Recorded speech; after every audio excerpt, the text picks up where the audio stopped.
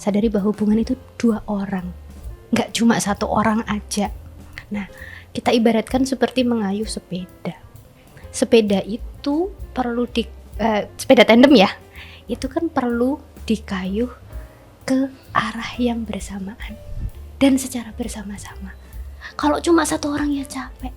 Kebahagiaan kita bisa menemukan rasa cinta itu sebenarnya lebih besar lagi ketika kita bersama teman-teman.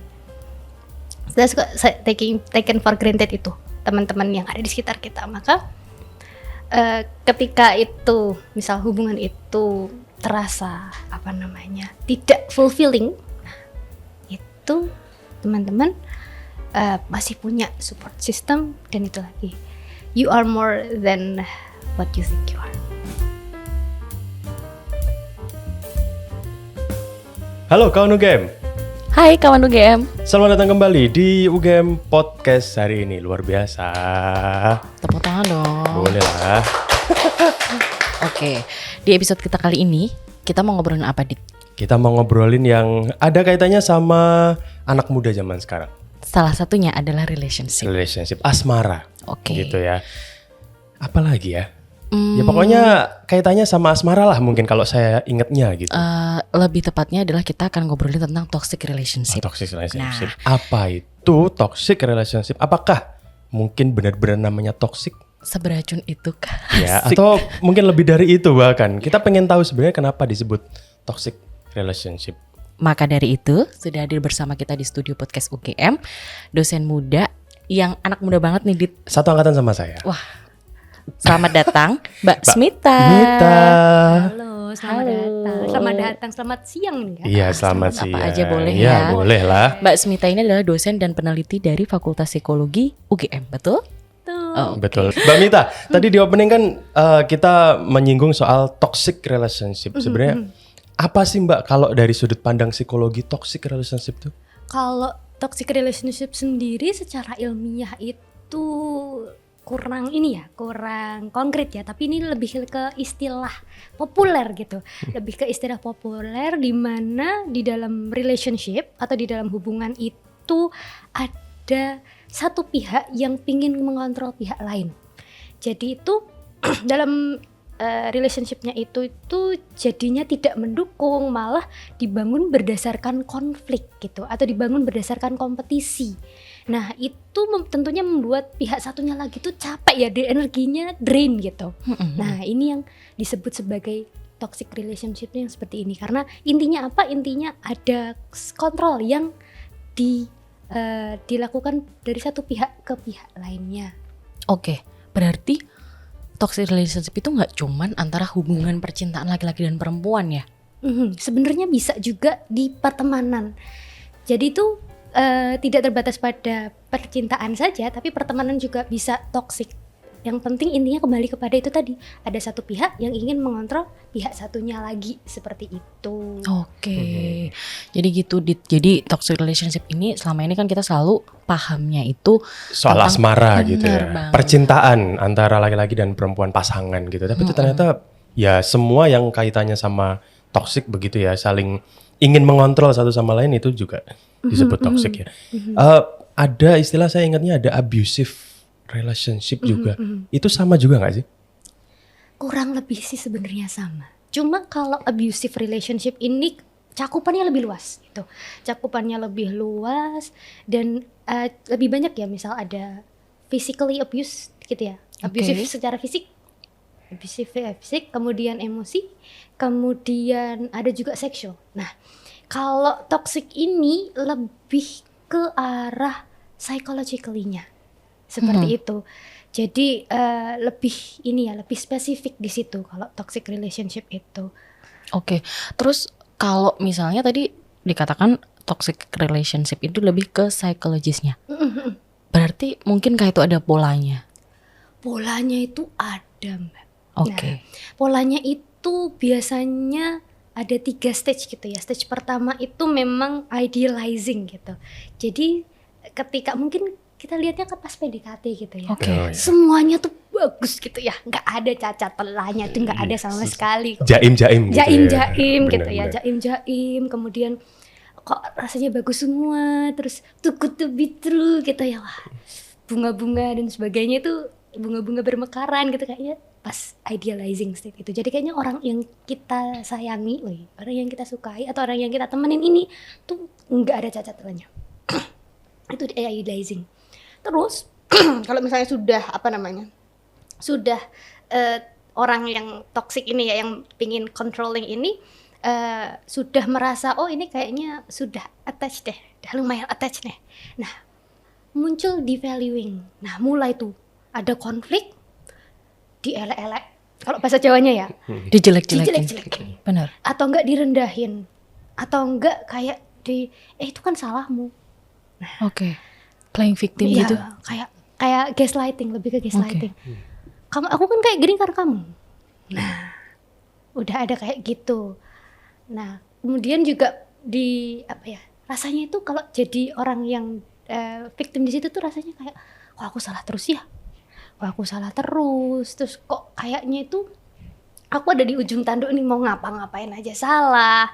Terus habis itu kadang juga orang yang menjadi sosok toksik di dalam relationship itu juga ketika pasangannya itu mungkin mau berpikir positif atau mungkin memiliki achievement tertentu, dianya malah merendahkan, misal seperti itu.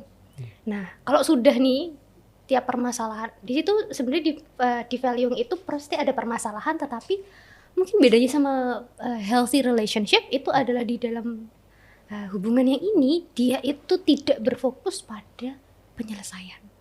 Kayak lebih salah siapa gitu. Karena jujur ya Mbak Asri, Mas Adit, kalau misalnya memang itu healthy gitu ya, ketika ada permasalahan, dua-duanya mau apa sih? Dua-duanya kan pasti mau sesuatu yang lebih baik lagi selanjutnya. Benar. Yes, pengen diselesaikan lah. Pengen diselesaikan. Tapi kalau ini tuh kayak gak selesai karena aku nggak mau disalahin, pokoknya salahnya kamu gitu. Devaluing yang membuat itu tadi menurunkan, merendahkan victimnya atau satu pihak yang di situ gitu. Setelah itu biasanya kan karena ada permasalahan, terus habis itu ketika sudah selesai gitu ya, udah mau diudahin aja, itu nanti entah ada yang ditinggal atau yang meninggalkan gitu, si person yang toksik ini kadang menjanjikan sesuatu, mau melakukan apapun itu supaya balik lagi. Oh my God. Itu melakukan sesuatu apapun itu untuk balik lagi, entah menjanjikan besok enggak kok, abis ini aku enggak kayak gitu kok, abis ini aku berubah kok. Meskipun nanti ketika di ini lagi dimanis-manisin dulu lah ya istilahnya. Dimanis-manisin lagi gitu nanti ya. Terus habis itu balik lagi, yang dijanji-janjikan juga tidak terjadi. Nah itu makanya jadi siklus. Oke. Aku penasaran Mbak, sorry Mbak, ini kalau saya penasaran ya Mbak, itu biasanya terjadi apakah yang melakukan itu laki-laki atau perempuan, atau sebenarnya keduanya itu punya potensi? Bisa sih, keduanya tuh bisa. Nggak ada yang kemudian laki-laki terus lebih atau perempuan atau lebih, tapi tergantung ini juga ya. Sorry nih aku potong, maksudnya kayak tergantung ini siapa lawannya itu, misalnya kayak dari aku gitu kan. Aku kan perempuan itu biasanya melanjutkan nih dari 3 poin tadi yang disebutin ya. Yang pertama tadi, aku tuh sebagai seorang perempuan sering banget loh aku dapat yang istilahnya tuh love bombing gitu. Pas PDKT nih terutama dulu ya. Dijanjiin macam-macam gitu ya. Lebih kayak love bombing tuh kayak apa ya? Dia tuh kayak sering muji aku, ya. kayak aku nggak ada celahnya gitu nggak sih? Bener-bener. Jadi kalau misalnya kita bilang tuh love bombing itu salah satu teknik gitu ya. Teknik yang ada di tahap pertama itu tadi, supaya ini orang tuh nggak ada salahnya. Untuk aku bisa kok bergantung dengan orang ini gitu, karena dia treating aku baik banget, dia memujiku, ya memang tujuannya adalah untuk itu kan. Tujuannya memang untuk kemudian mendapatkan perhatiannya, kemudian mendapatkan rasa percaya gitu ya antara dia dengan pasangannya. Gitu ya. Berarti love bombing itu termasuk dalam salah satu cycle teknik untuk membuat tanda-tanda juga tadi, mungkin ya. Iya, tanda-tanda kalau kita mau memasuki love toxic relationship kah? Nah, Nah, ini yang perlu untuk kita lihat juga karena kan ya pasti manis ya semua relationship Oh, itu kan pasti. pasti manis ya. Tapi manis di awal Nah, katanya itu. sih. Nah, itu kita perlu tahu juga apakah ketika di fase itu untuk menentukan itu toksik atau enggak, itu kita perlu lihat juga apakah dia itu juga menampilkan sesuatu yang buruk juga gitu. Tetapi memang kalau misalnya tanda-tanda toxic relationship itu lebih mudah lagi dikenali ketika nanti dia di tahap selanjutnya yang sudah mulai Benar. Yang poin ngedown kedua, Di poin following ketiga. itu ya. di mulai following di itu following. gitu. Maksudnya di valuing itu karena apa? Karena pas di valuing itu kan kalau di awal-awal kan ya itu tadi kadang ya agak wajar juga ya itu tadi untuk manis-manis terus habis itu merasa bahagia di awal tuh ya wajar.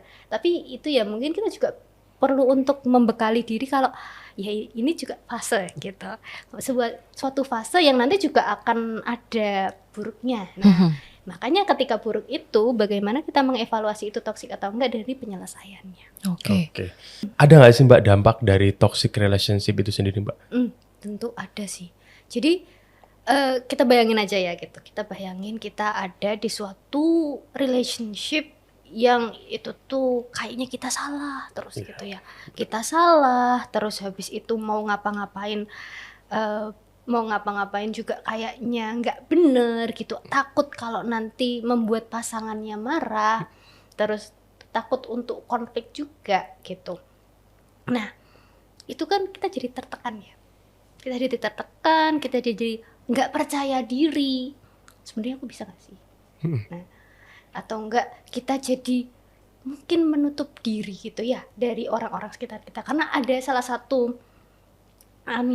cara untuk toksiknya ini juga adalah ketika dia di valuing itu selain dia merendahkan dia juga isolating, menjauhkan orang ini dari orang-orang terdekatnya gitu. Jadi kayak membuat ya kamu tuh cuma punya ini aku Iya, loh. bener. Kamu cuma punya aku loh. Eksklusif lah istilahnya gitu. Eksklusif. Kadang juga misalnya nih ketika mau ketemu ada beberapa kasus di mana ketika mau ketemu temennya kalau kamu harus nungguin aku dulu dong. Kamu harus nungguin aku dulu baru ketemu sama temen gitu. Pengalaman Mbak Smita nih kayaknya. Waduh. Dan itu kayaknya pengalaman banyak orang sih. Iya, Aku banyak setuju orang banget. juga Iya, gitu iya, ya. iya. Oke, kalau misalnya nih kita udah mulai kerasa nih pas jalan gitu, wah kayaknya nih relationshipku nih nggak sehat gitu. nggak sehat nih. Apa sih yang harus kita lakuin gitu sebelum kita jauh gitu kan ke depan karena dampaknya kan serem banget ya. Gitu. Itu dia. Yang bisa kita lakukan sih sebenarnya dari awal misalnya kita di tahap pertama itu kan idealizing ya. Di idealizing itu kita juga perlu tahu kalau ini tuh fase loh. Oke, seneng nggak apa-apa seneng, tapi ini tuh bisa jadi bisa jadi hanya sementara. Dan it's okay gitu loh untuk tetap ada di realita meskipun punya angan-angan seperti itu. Nah, yang kedua adalah perlu untuk mulai membangun boundary. Nah, ini yang penting. Mulai untuk membangun boundary. Nah, ketika boundary itu terlewati, nah itu perlu untuk diselesaikan seperti itu. Perlu dibicarakan. Itu untuk caranya. Pertama untuk itu. Nah, kemudian juga untuk tetap membangun support system, yaitu teman-teman di sekitar kita. Seperti itu. Keluarga juga termasuk.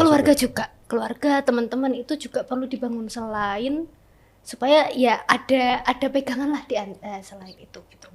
Nah, kalau misalnya memang itu sudah benar-benar draining your energy dan sebagainya,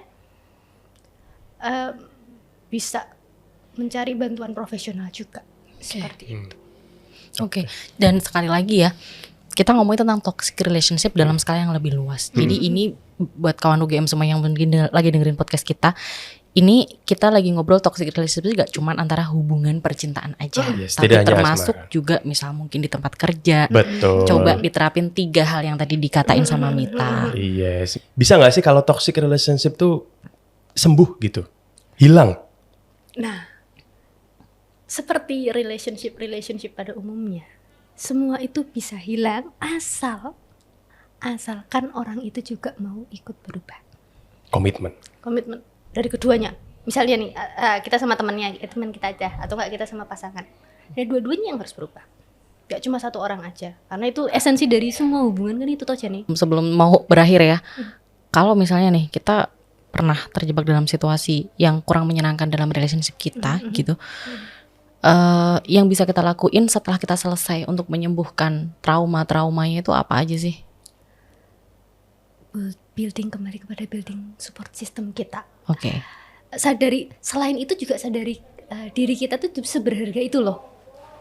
Oke. Do not let our others put us down gitulah. Oke. Dari situ pertama selain bangun support system adalah juga itu tadi bangun support system sama perkuat diri dengan itu, perkuat diri dengan self care, perkuat diri dengan melihat value kita tuh nggak serendah yang kita kira loh. Yes, benar, gitu. setuju banget sih. Oke, Mita, sebelum kita selesai nih, ada pesan-pesan nggak buat kawan UGM semua yang mendengarkan? Ya mungkin biar mereka nggak terlalu terjerumus ke dalam toxic relationship. Asik. Pesannya ya, kalau pesannya lebih ke ini sih. Sadari kalau misalnya hubungan itu kembali lagi ya. Sadari bahwa hubungan itu 2 orang, nggak cuma 1 orang aja. Nah, kita ibaratkan seperti mengayuh sepeda. Sepeda itu perlu sepeda tandem ya. Itu kan perlu dikayuh ke arah yang bersamaan dan secara bersama-sama. Kalau cuma 1 orang ya capek. Gitu. 1 itu, dan 2 pesan buat teman-teman yang mendengarkan. Ini ya teman-teman, kita tuh sering taken for granted support system dari orang-orang. Kita bisa menemukan kebahagiaan, kita bisa menemukan rasa cinta itu sebenarnya lebih besar lagi ketika kita bersama teman-teman. Saya suka taken for granted itu teman-teman yang ada di sekitar kita. Maka ketika itu misal hubungan itu terasa tidak fulfilling, itu teman-teman masih punya support system, dan itu lagi, you are more than what you think you are. Ya, benar banget. Kalian tuh seberharga itu, ya Mit ya. Luar biasa sekali. Oke, kawan UGM, terima kasih banyak. Mita juga terima kasih banyak sudah mau hadir dan ngobrol-ngobrol sama kita di studio podcast kita. Betul Semoga sekali. kayak tadi aku bilang sama Adit ya, Mit, next time semoga kita bisa ngobrol lagi. Ya, kita bisa collab lagi lah ya. Dengan tema yang jauh lebih baik. Betul sekali, karena kita sebenarnya sudah banyak sekali tag podcast ya. Kita banyak sekali ya tema-tema yang sudah kita hadirkan di sini. Yang masih ketinggalan atau masih penasaran sama konten-konten podcast kita, bisa langsung dicari di YouTube channel UGM atau di Spotify-nya UGM ya. Nah, oke. Dan terima kasih buat semuanya yang sudah mendengarkan. Semoga ini impactful buat kalian semua. Dan kalau kalian merasa ini penting juga untuk yang lain, bisa di-share dan dibagikan. Oke. Betul Mita, terima sekali. kasih banyak kawan UGM. Thank you. Thank you. Sampai jumpa di UGM Podcast di UGM selanjutnya. Podcast.